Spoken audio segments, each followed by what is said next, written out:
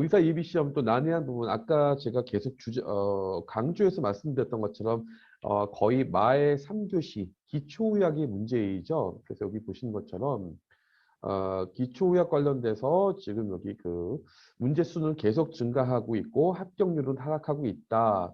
지금 여기 그 의대 재학 중인 분들도 많이 계시지만 그래도 3분의 2가 지금 의사 면허를 취득하신 분들이다 보니 대부분의 학교에서 예과라고 일컫는 1, 2학년 때 배우는 기초의학들을 거의 많이 잊어버리셨어요. 그래서 지금 다시 공부하려니 너무 복잡하고 이제 내용도 너무 방대하다 보니 본인 스스로가 정리하기도 굉장히 지금 힘든 상황입니다. 그리고 이제 기초의학의 난이도도 임상과 살짝씩 섞여서 나오다 보니까 이게 또 생리와 생화, 뭐 예를 들면 양리까지 포함돼서 나오다 보니까 단순한 기초의학 단답형의 문제가들이 점점 사라지고 복잡한 응용력을 필요로 하는 문제들이 많이 발생하고 있다. 이렇게 볼 수 있을 것 같습니다. 지금 여기도 아까 방금 보셨던 임상 문제들처럼 예시 문제들을 하나씩 붙여놨어요. 그래서 1번 아니면 여기 2번 문제, 이거를 지금 여기 계신 분들이 풀지 못해서가 문제가 아니라 이렇게 반드시 똑같이 나오진 않겠죠. 여기에 나와 있는 어떤 뭐라고 해야 될까요? 응용력을 필요로 하는 내용들이 있어야 되는데 이런 부분들 이제 이렇게 계산하는 문제들 많은 분들이 생각보다 이 계산 문제들을 굉장히 또 어렵게 생각을 하고 못 풀고 있어요. 그다음에 5번째가 이 부분은 아마 많은 분들이 공감하실 거예요. 여기에 나오는 한글식 용어들, 문제나 보기에 나오는 한글식 용어들에 대해서 적응 못하시는 분들이 워낙 많습니다. 약사에 비해서 의사 예비 시험에는 한글식 용어들이 나오면서 옆에 괄호하고 어떤 영어 단어들을 같이 써주지 않습니다. 친절하지 않게. 그러다 보니까 이 한글식 용어를 외우기도 굉장히 힘들다. 이런 부분들을 볼 수 있을 것 같아요. 이런 것들이 이제 지금 그 한글식 용어들, 외우기 어려운 좀 까다로운 단어들이죠. 물론 여기 계신 분들 많은 분들이 이 내용들에 대해서 이미 외우고 계신 분들도 계시지만 외우지 못하고 계신 분들이 더 많더라고요. 제가 보니까. 그래서 이런 지금 아까 보셨던 거 4번에 대한 부분, 이 4번에 대한 이 예시 문제, 그다음에 5번에 대한 이런 예시 문제들에 대해서 저희 이번에는 저희 그 국신넷에서 기초의학을 강의하고 계신 신준혁 교수님께서 잠깐 좀 설명을 좀 드릴 거예요. 이 시험은 보시다시피 굉장히 매년 난이도가 많이 상향 조정되고 있습니다. 특히 어떤 식으로 상향 조정이 많이 되고 있냐면 일단은 예비시험 내에서 기초의학이라고 딱 카테고리로 구분 지을 수 있는 문제 수가 기하급수적으로 많이 증가를 하고 있습니다. 그리고 더더군다나 그에 반비례해서 문제수가 기초의학 문제수가 증가하는 거에 반비례해서 합격률은 굉장히 하락하는 추세를 보이고 있습니다. 통상적으로 봤을 때 이 수험생들이 합격률이 하락하고 있다라는 것은 그만큼 점점 더 시험의 난이도가 올라가고 있다라고 생각을 할 수가 있고요. 그의 가장 원인이 되는 것이 기초의학의 문제 수가 증가하는 것이라는 분석이 좀 지배적으로 할 수 있을 것 같습니다. 또한 1에서 3교시 통틀어서 전반적으로 기초의학의 문제가 좀 섞여서 여러 군데에 이 3교시에 다 의학의 기초 1, 2, 3, 이 3교시가 있죠. 그래서 이 3교시에서 골고루 좀 섞여서 나오는 추세를 보이고 있고요. 그 수 자체가 증가하는 경향을 보이고 있습니다. 또 정확히 임상이냐 기초냐 이런 구분할 수 없는 과목들이 구분할 수 없는 과목이 이제 문제, 과목을 구분할 수 없는 문제, 또 기초 내에서도 생화학과 생리학, 양리학, 해부학 등등이 섞여서 여러 가지 융합이 돼서 나오는 문제들이 많이 있고요. 그로 인해서 점점 난이도가 좀 많이 상승을 했다라고 생각을 할 수 있을 것 같습니다. 또 특히 대부분 이제 3교시 60문제에 해당을 하는데 그 60문제는 기초의학이 전부 다 나온다고 보시면 돼요. 요즘엔 그렇게 나온다고 보시면 되고, 나머지 1교시, 2교시에도 많이 기초학이 섞여서 나온다라고 보시면 됩니다. 그래서 최소 3분의 1은 기초학이 차지한다라고 생각할 수가 있는데, 최근에는 그 이상, 그 훨씬 이상 점점 더 그 수가 늘어나고 있다. 비율이 늘어나고 있고, 난이도도 올라가고 있는 추세다라고 생각을 하시면 되고요. 기초학 같은 경우에는 그와 더불어서 굉장히 전반적으로 높은 난이도를 형성을 하고 있습니다. 또 이 문제를 해결하는 능력을 많이 요하는 문제들도 있는 반면 어떤 것은 좀 지엽적으로 많은 암기, 그렇죠? 많은 공부량을 요하는 문제들 두 가지 형태로 많이 출제가 되고 있습니다. 그래서 저와 이따가 예시 문제를 한번 살펴보긴 할 텐데, 물론 이제 제가 본 수업처럼 설명드리지는 않겠지만 또 간단히 어떠한 부분에서 여러분들이 어려움을 겪을 수 있는지 한번 설명을 드리도록 하겠습니다. 전반적으로 그래서 높은 문제 난이도 문제 해결 능력을 요하는 경우가 있고, 또 한 가지는 지엽적이고 굉장히 지엽적이지 않더라도 방대한 양 때문에 많은 암기, 사항, 많은 공부량, 많은 시간 할애를 요구하는 문제들이 많이 있습니다. 그러한 것 때문에 그러한 기초학이 어려운 애로사항이 분명히 있는데, 그러한 것들을 애로사항이 있는 기초학 문제들이 점점 더 늘어나고 있습니다. 그러니까 기초학이 합격의 당락을 결정한다라고 실제 저희 수강생들이나 많은 이제 커뮤니티에 있는 또 저희와 이제 이 소통을 하고 있는 분들, 이 수험생 분들하고 말씀 나누다 보면 기초학이 합격의 당락을 결정한다라고 생각하시는 분들이 지배적이고요. 저희가 이제 저를 필두로 해서, 저를 포함해서 많은 연구 자료를 수집하고 분석하는 전문가들이 있습니다. 리드인 국시넷 내에서 굉장히 많은 자료 수집과 분석에, 예비시험에 대한 자료 수집, 분석에 많은 공을 들이고 있고요. 그걸 바탕으로 한 판단을 통해서 기초학이 굉장히 합격 당락을 결정하는 가장 중요한 키포인트고 중요한 요소다라는 것을 알아냈습니다. 그렇죠? 통계적으로도 알아냈습니다. 그러니까 기초학 절대로 간과해서는 안 되고요. 기초학을 잡으시는 분이, 그렇죠? 합격에 할 수 있는 가장 선봉에 설 수 있는 위치에 있다라고 보시면 됩니다. 그렇다면은 이런 식으로 왜 이렇게 기초학에 대해서 많은 수험생 분들이 어려움을 겪으시고, 또 그 어려움을 겪으시는 동안 왜 이렇게 어려움을 겪으시는데도 대비하기가 힘들고, 혹은 대비를 하기가 아예 엄두조차 나지 않아서 대비를 하지 않고 그냥 난 임상만 주가로 파서 한 문제도 틀리지 않겠다, 혹은 거의 다 맞추겠다, 대부분 이런 생각으로 그냥 시험을 그냥 치시는 분들도 있습니다. 뭐 결과는 사실 안타깝게도 좀 잘 안 좋은 경우가 많습니다. 그래서 왜 그런 식으로 돼 있냐라는 말씀을 좀 드리면, 해외의사 면허를 보통 예비시험을 응시하는 경우는 해외의사 면허를 취득 후에 또 뭐 생활을 좀 하시다가 보통 이제 한국 의사 예비시험 준비를 시작을 하게 되죠. 제가 본 수험생 분들 중에는 되게 안타까운 경우도 많이 있었습니다. 안타까운 경우가 몇 년 동안 이제 이 해외 이제 명문 의과대학에서 졸업하시고 그 의사 면허 취득을 하시고 생활 좀 하시다가 이제 한국에 와서 국가고시를 이제 응시하시기 위해 예비시험을 준비를 하셨는데, 굉장히 처음에는 자신감이 넘치시고 준비를 하시다가 결국에는 몇 년 동안 준비를 하시고 합격을 하지 못하셔서 다시 돌아가신 경우도 제가 봤습니다. 다시 원래 이제 그 면허를 취득한 국가로 이제 돌아가신 경우도 봤어요. 그렇기 때문에 얕잡아 봐서는 안 되는 시험입니다. 절대, 결코. 그리고 그것에 가장 이 코어한 그 어려움, 그 얕잡아 봐서는 안 되는 그 어려움 당락에 결정하는 것이 기초의학이다라는 게 분석을 통해서 이미 다 드러나 있는 사실입니다.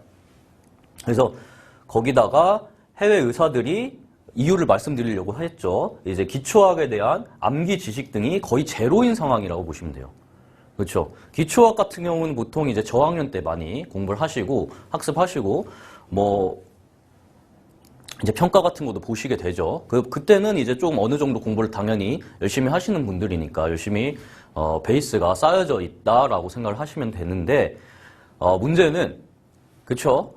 이 예비 시험을 보는 시점 자체가 기초학을 배운 지 너무 한참이나 지난 시점이다라는 겁니다. 그래서 기초학 파트를 먼저 잡냐 못 잡냐가 당락의 결정을 한다라는 거예요. 저희가 이제 매번 이제 데일리 문제 같은 거를 또 출제도 하고 그런 식으로 여러분들 열심히 케어를 해드리는데, 데일리 문제 출제를 해보면 임상 문제 같은 경우에는 역시나 이제 좀 굉장히 대부분 정답률 100% 가깝게 잘 맞추시는 경우가 많습니다. 하지만 기초학 문제 같은 경우, 특히 어려운 생화학이나 양리학이나 뭐 해부학 이런 경우 거의 대부분 대다수가 틀리시는 경우가 많아요. 그만큼 시점이 너무나 많이 지났고, 특히 각 국가마다, 각 학교마다 그 기초학 같은 경우에 내용이 변질되진 않겠지만, 내용은 비슷하겠지만 포인트로 좀 주는 선정된 교재에 따라서도 좀 다를 수 있고요. 또 포인트로 주는 단원이나 과목들이 있을 겁니다. 그렇기 때문에 교육 커리큘럼 자체도 조금 다를 수밖에 없고요. 아무래도 그 국내 대학과도 조금 차이가 있을 수밖에 없겠죠. 교육 과정이. 그렇기 때문에 그것을 시작으로 해서 시점도 너무나도 많이 지난 시점이기 때문에, 일단 제가 말씀드렸죠. 문제 해결력은 그렇다 치더라도 일단 암기나 지식이 거의 제로인 상황이다, 지금은.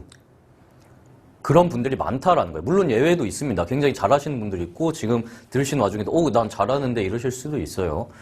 당연히 그러신 분들 많다라고 저도 알고 있고요. 하지만 일단은 저는 이제 일반적인 대부분 이런 상태에 있는 분들이 많다라는 걸 말씀드리는 거예요. 예외 사항은 제쳐두고 이런 분들이 통상적으로 많다. 그것이 합격률이 그것을 증명하고 있고요. 대부분.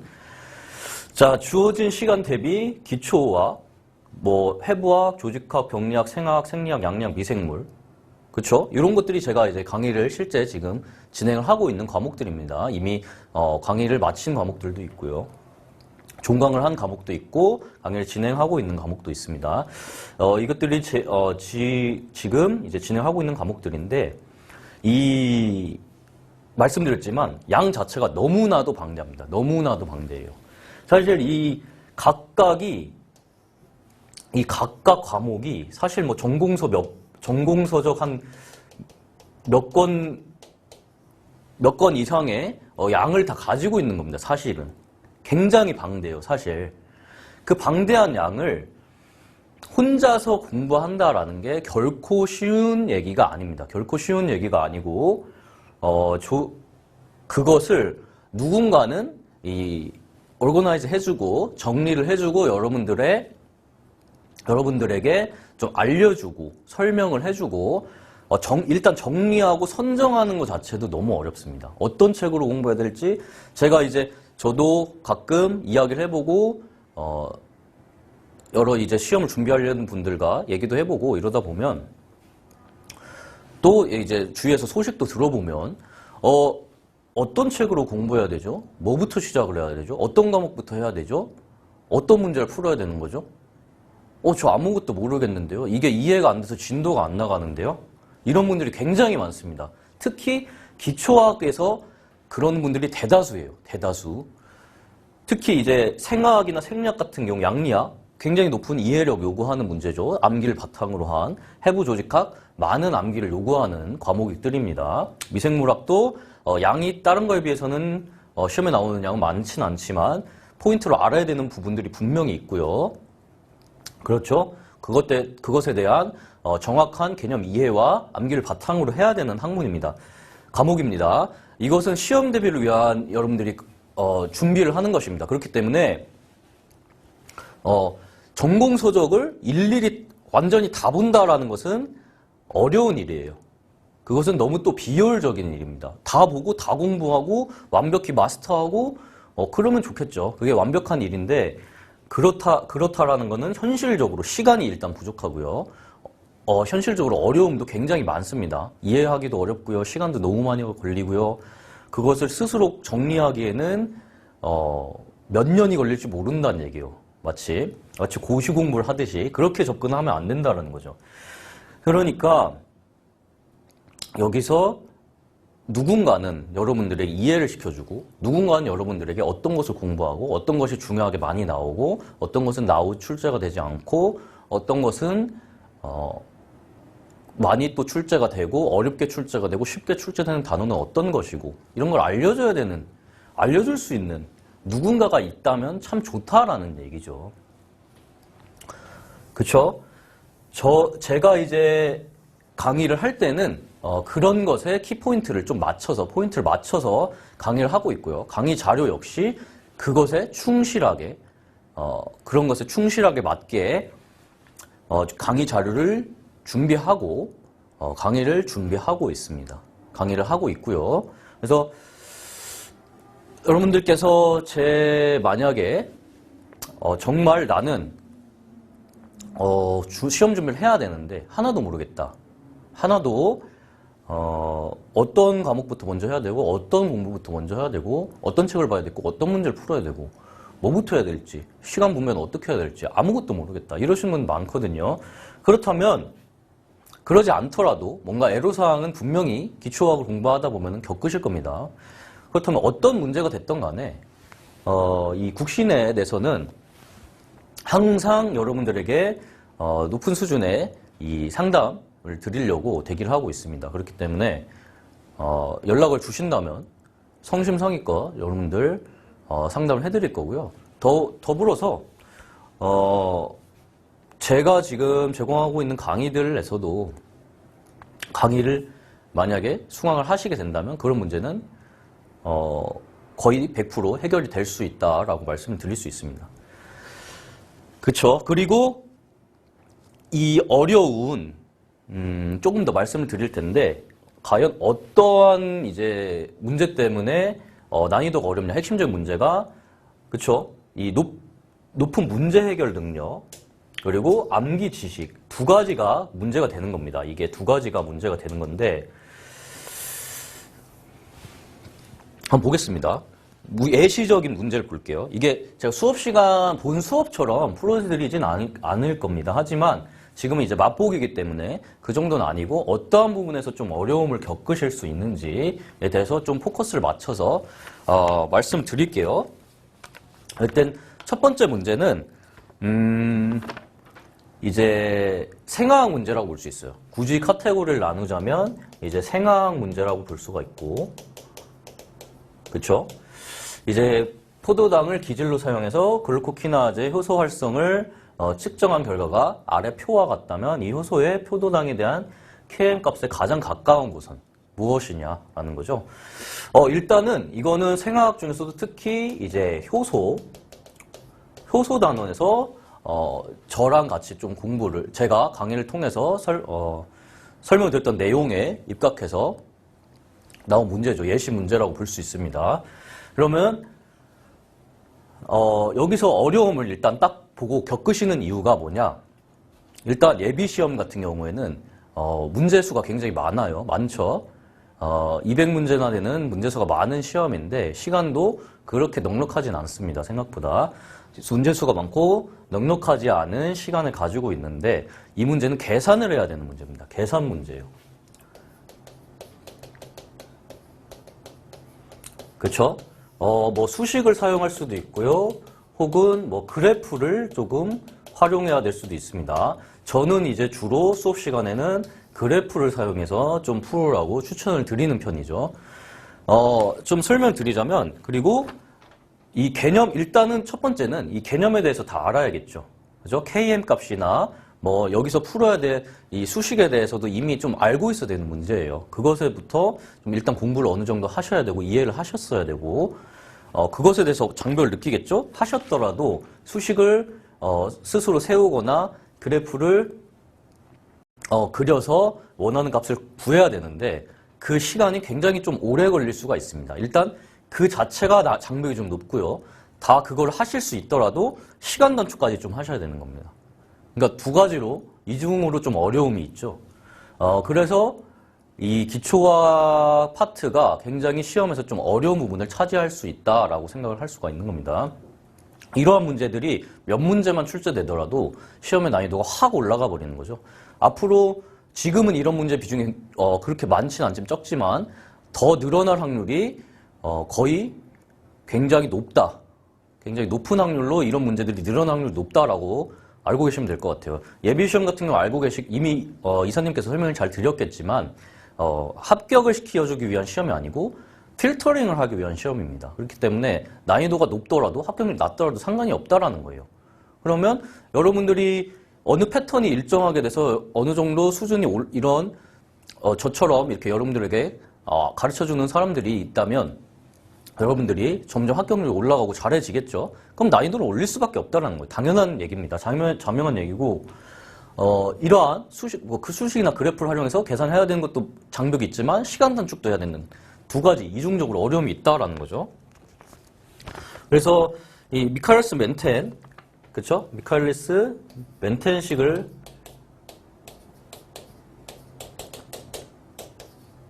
이 멘텐 이 수식 있죠?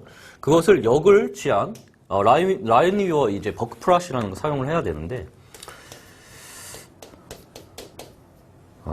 수식을 보자면 제가 시간 관계상 미리 좀 풀어놓은 것을 적어 드리겠습니다. 자, 이 미카엘리스 멘텐 식을 역을 취한 겁니다. 역을 취하면 이런 식으로 되고요. 여기서 이 S를 포도당 농도, S를 포도당의 농도, 그리고 V를 초기 속도, 이렇게 가정을 하고 대입을 하는 거죠. 가정을 하고 대입을 한다면 이제 선형의 관계가 나타나고요. 그것을 통해서 이제 이 그래프를 그릴 수 있습니다. 이 점이 있죠. 네, 점이 있는데 이제 그래프를 그릴 수 있고 그로 인해서 그러면 x절편의 값은 0.2 그리고 기울기는 2가 나오죠. 단위는 일단 좀 생략을 하겠습니다. 그러면은 KM의 역수는 0.1이 되죠. 0.1이 돼서 KM은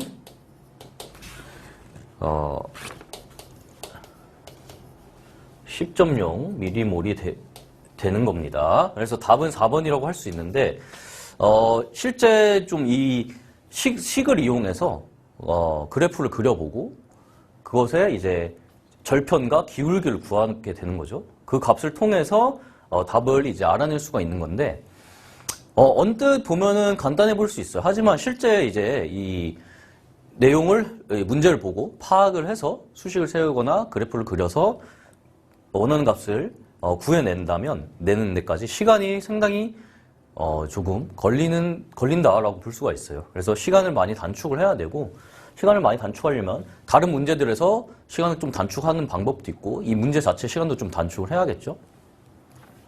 그래서 좀 익숙해져야 된다. 그래서 이런 문제들을 많이 좀 연습을 할 수 있는 그런 여러분들이 시간과 환경을 가져야 된다라는 거죠. 아까 말씀드렸지만 실제 좀 난이도가 어렵게 나올 수 있고 중요한 것을 많이 학습을 하고 많이 공부를 해야 된다라는 거죠.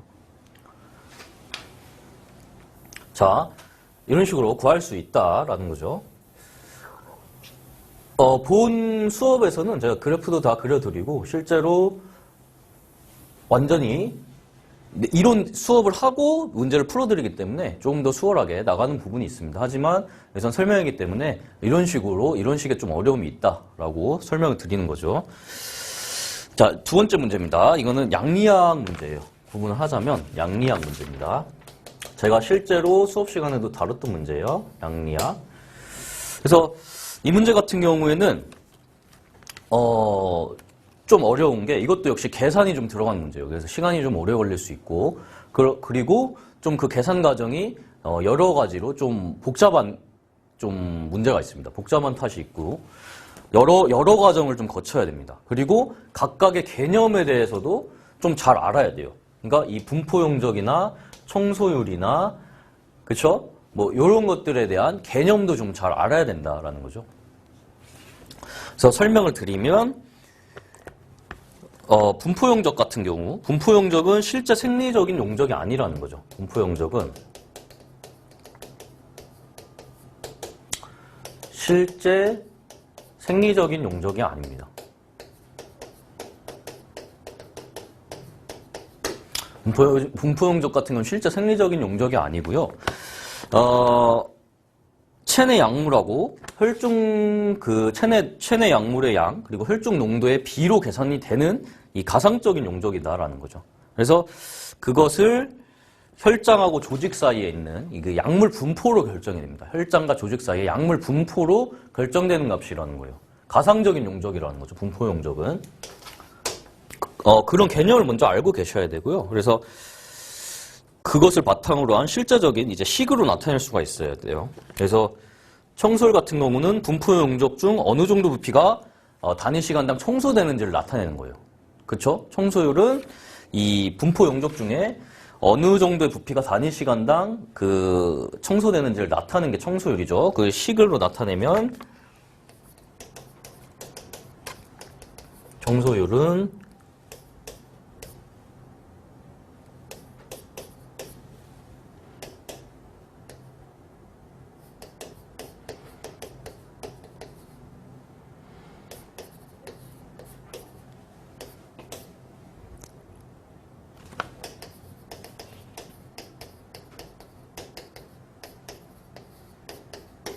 이렇게 나타낼 수가 있고요. 분포 용적 같은 경우에도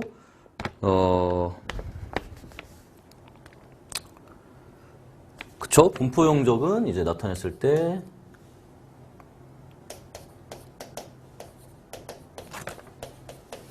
체내 존재량 그쵸? 나누기 혈장 농도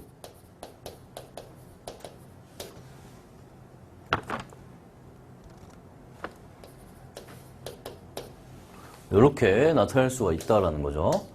그래서 일단은 이 개념을 먼저 알아야 되는 게 어렵고 이것을 좀 수식으로 먼저 나타낼 수가 있으셔야 돼요. 그쵸? 그것에 대한 좀 어려움을 겪을 수 있고 그리고 또한 여기서 반감기라는 개념을 좀 아셔야 됩니다. 반감기. 그쵸? 소실속도 상수라는 개념과 반감기라는 개념을 아셔야 돼요. 이렇게 나타낼 수가 있어요. 일단 이렇게 식을 나타낼 수가 있고 좀 정리를 다시 하자면 자, 소실속도 상수라는 것을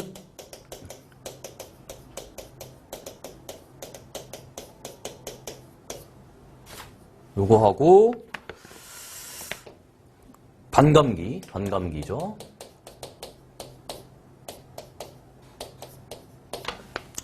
이렇게 나타낼게요. 그러면은 이거는 청소율하고 분포 용적에 의해서 결정이 됩니다. 그래서 그것에 결정이 되기 때문에 2차 변수라고 볼 수 있죠. 그것에 의해 결정이 되는 2차 변수라고 볼 수 있고 청소율과 분포 용적에 결정되는 그래서 이것도 식으로 나타낼 수가 있으셔야 돼요.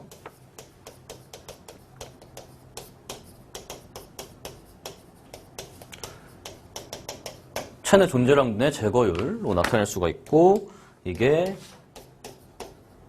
이렇게 나타낼 수가 있어요. 식으로는 이렇게 나타낼 수가 있습니다. 그래서 수식을 좀 풀자면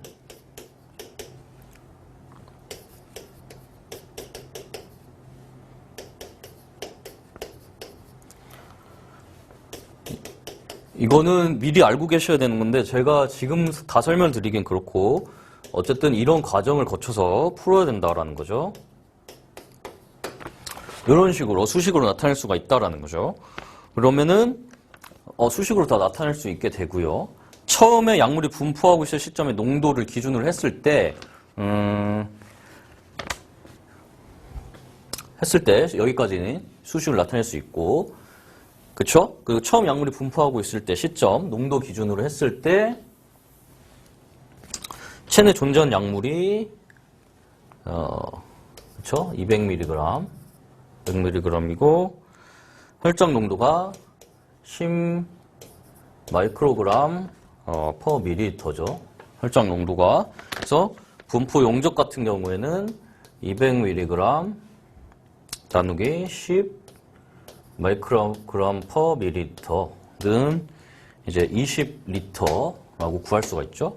그래서 20리터라고 구할 수 있고, 청소율의 경우는 반감기가 여기서 제시되어 있죠. 반감기가 제시되어 있기 때문에 간단히 구할 수 있고요. 반감기가 혈중 농도가 5 마이크로그램 퍼 밀리리터가 됐을 때 반감기라고 볼 수 있겠죠. 혈중 농도가. 그때가 이제 6시간이죠.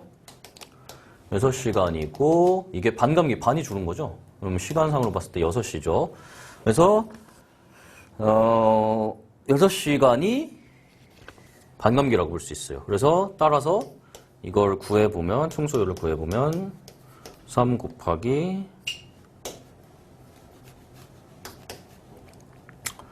VD 이거는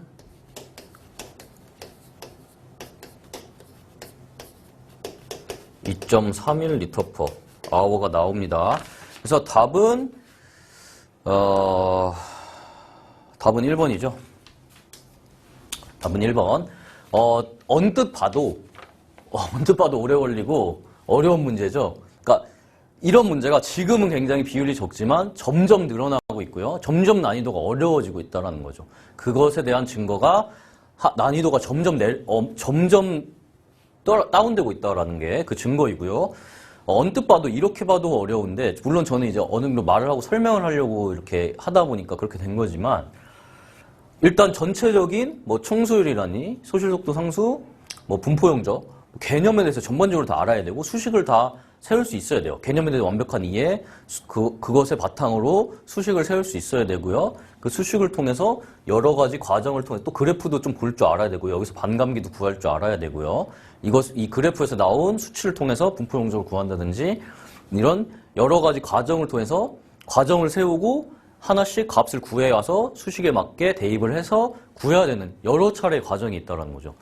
그러니까 그 부분이 일단 개념을 알기도 어렵고요. 공부를 많이 하셔야 되고, 그것을 통해서 수식을 세우고 대입을 하시는 건 문제 해결 능력이라고 볼 수 있죠.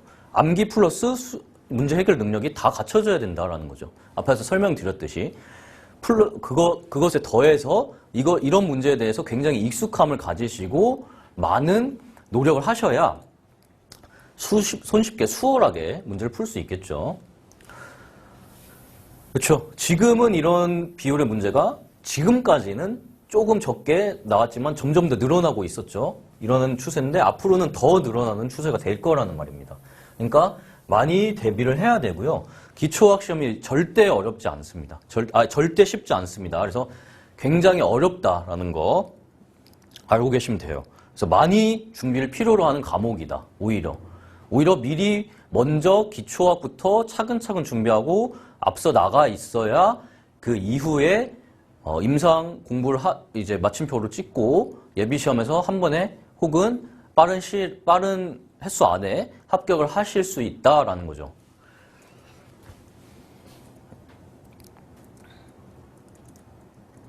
네, 그리고 하나의 이슈를 더 말씀드릴게요. 또 어려움을 가중하는 이유가 이제 지식을 암기하고 학습해야 되는 시간이 오래 걸리는 것도 있고, 굉장히 그것에 대한 누군가 이해를 시켜주고 포인트를 찝어줄 누군가의 부재, 선생님의 부재가 있을 수 있습니다. 물론 제 강의를 듣는다면 해결이 되겠죠. 하지만 완벽히 해결이 됩니다. 그리고 또 하나 문제가 한글식 용어예요. 예비시험 출제가 문제가 한글식 용어가 나옵니다. 하지만 해외 의사들은 한글식 용어로 공부하지 않은 분들이 대다수예요. 그거에 너무 어려움을 겪더라고요. 이건 제가 실제 강의를 하다가 피드백을 듣다가 정말 이거에 가장 어려움을 겪는 게 이거였구나. 학습을 하는 데 있어서는. 그러니까 학습을 하기 전에는 이런 문제 해결 능력이라든지 지식이 어렵다면 학습을 하는 와중에 애로사항 겪는 순위 1등은 이 한글식 용어에 익숙하지 않다. 그게 가장 어렵다라는 겁니다. 그래서 제가 제 강의에서는 한글식 용어, 그러니까 표기를 두 가지를 다 영어와 한글식 용어 둘 다 표기를 합니다. 그리고 제가 둘 다 말씀을 드려요. 웬만하면. 그렇기 때문에 제 강의를 들을 때는 절대 이 부분에 있어서는 문제 겪을 일이 없으시고 오히려 시험에 더 자신감을 갖고 시험 준비를 확실히 100% 확실하게 하실 수 있다라는 게 제 요지죠. 그래서 매년 의사 예비시험 내 기초학 출제 문제수가 증가한다라는 거 말씀드렸죠. 합격률은 하락 추세입니다. 그에 맞물려서. 그리고 1에서 3교시 전반적으로 섞여 있는 기초학 문제 굉장히 어렵다. 그렇죠? 이거 아까 말씀드린 거죠. 여기서 어려운 게 자, 이 한글식 용어라는 거죠. 예시적인 거를 좀 보고 말씀드릴게요. 자, 답은 이건 뭐 아실 거라고 생각을 하는데 1번은 2번이고 2번은 3번이라고 볼 수 있어요. 간단히 해설을 하면은 요것 같은 경우에는 이제 레디얼 알텔입니다. 제가 이게 다 말씀을 드리는 거예요. 수업 중간중간에도 다 말씀 드려요.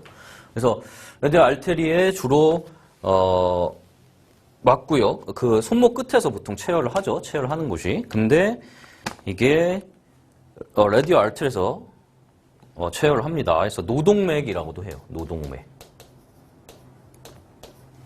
노동맥이라고도 한다. 그쵸?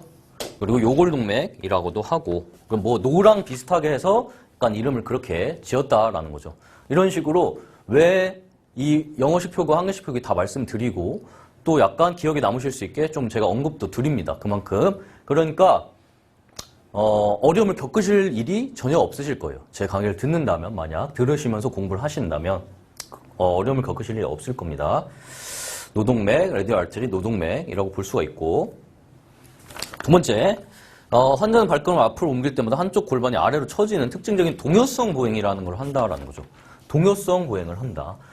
그냥 이 용어 자체가 어려움을 겪으시는 분들이 많아요. 생각보다. 용어 자체에 어려움을 겪으시는 분들이 많고, 그렇기 때문에, 만약에 제 강의, 이거 해부학에 해당을 합니다. 해부학에서 이제 다리 파트에 해당을 하는데, 해부학 제 강의를 들으셨다면 전혀 문제 겪으실 일이 없겠죠. 이런 문제가 다 이런 식으로 한글식 용어로 나온다라는 거예요, 예비시험은. 그러니까 공부를 하실 때 그렇게 공부를 하셔야 되는데, 접근 방법을 알려드리는 거예요. 하지만 혼자서 그렇게 다 일일이 찾아보면서 이렇게 하면은 완벽히 마스터하면 기억에도 잘 남고 좋겠죠. 그렇지만 그렇게 하기에는 너무 많은 시간 소요가 있고 너무 큰 어려움을 겪는다라는 거죠. 아시겠죠? 그러니까 누군가는 그런 것을 좀 정리해줄 누군가가 필요하게 도움을 받는 것이 좀 더 좋은 방법일 수가 있다. 저는 추천을 드리는 겁니다. 그래서 답은 3번이 위볼기신경인데, 위볼기신경이 이제 중간볼기근을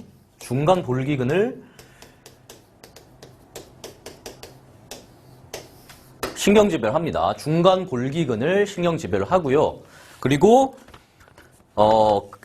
그래서 이제 근육의 마비를 일으키겠죠. 그 근육의 마비. 그래서 동요성 보행을 야기를 합니다. 특징을 좀 써드리자면, 특징이 이제 한쪽 골반이 아래로 처지는 이제 특징이 있다라는 거예요. 근데 손당받지 않은 그쪽에 한쪽이 처지는 그런 특징이 좀 있다라는 걸 말씀드리는 거죠. 그렇죠? 중간볼기근은 이제 한쪽 발이 떠 있을 때 그때 지탱을 해주는 반대쪽 발이 이제 보행을 할 때 반대쪽 발이 지면에 떠 있을 때 지탱을 해주는 근육을 중간볼기근이라고 하는 거죠. 중간볼기근.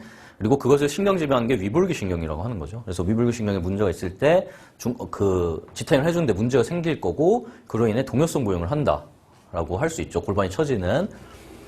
그렇게 생각을 하실 수가 있는데, 만약에 원래 알고 계신 분들도 있을 거예요, 분명. 근데 하지만 여기서 이슈는 용어가 어려워서 우리 이런 거 있죠. 영어 공부를 할 때도, 영어 시험을 볼 때도 쉬운 질문인데도 단어를 몰라서 어려운 경우가 대다수 많아요. 대다수 많고, 반대라는 거죠. 반대로 여기서는 학습할 때 이제 한글식 용어를 공부를 안 하셨다면 굉장히 그 부분에서 어려움을 좀 겪으실 수도 있다라는 거죠. 그렇죠? 만약에 저는 이제 그래서 강의를 자료를 구성하고 강의를 진행을 할 때 이런 부분에 대해서 많이 연구를 하고 그 부분에서 표기를 항상 해주고, 표기는 항상 100% 다 해드리고, 항상 언급을 해드리면서 이런 식으로 어떤 식으로 하면 기억에서 잘 남을지 언급을 항상 해드린다라는 겁니다. 여기까지 해서 이제 좀 어떤 부분에 기초학이 왜 어렵고 왜 기초학을 많이 미리 공부를 해야 되고 어떤 식으로 학습을 해야 되는지 좀 말씀을 드렸는데 저는 이런 여러분들의 많은 오랫동안 자료 수집을 하고 연구를 해옴으로써 어떤 부분에서 여러분들이 어려움을 겪고 어떤 부분을 어떻게 학습해야 되는지 많이 연구를 해왔습니다. 그로 인해 그를 바탕으로 자료를 많이 구성하고 연구해서 자료를 많이 구성했고요. 강의를 구성해서 진행을 하고 있습니다. 그래서 애로사항을 겪는 분들이 많으실 거예요. 특히 기초학에서. 기초학 부분에서 많은 애로사항을 겪고 있으시다면 절대 자책하지 마십시오. 여러분 탓이 아닙니다. 어려움을 겪으시다면 누군가에게 나보다 훨씬 더 잘 알고 많이 연구를 해온 누군가에게 도움을 받는 것도 좋은 일이라고 저는 생각을 합니다. 주저하지 마시고 이 리드인 국신회 쪽으로 연락을 주시면 홈페이지에 나와 있는 쪽으로 접촉을 해주시면 전화나 이제 뭐 카카오톡 등으로 연락을 주시면 언제든 그 어려움에 대해서 같이 나누고 토론해드리고 항상 그 자리에 서 있도록 그리고 더 발전되도록 노력하도록 하겠습니다. 설명에 들어주셔서 감사드립니다. 감사합니다.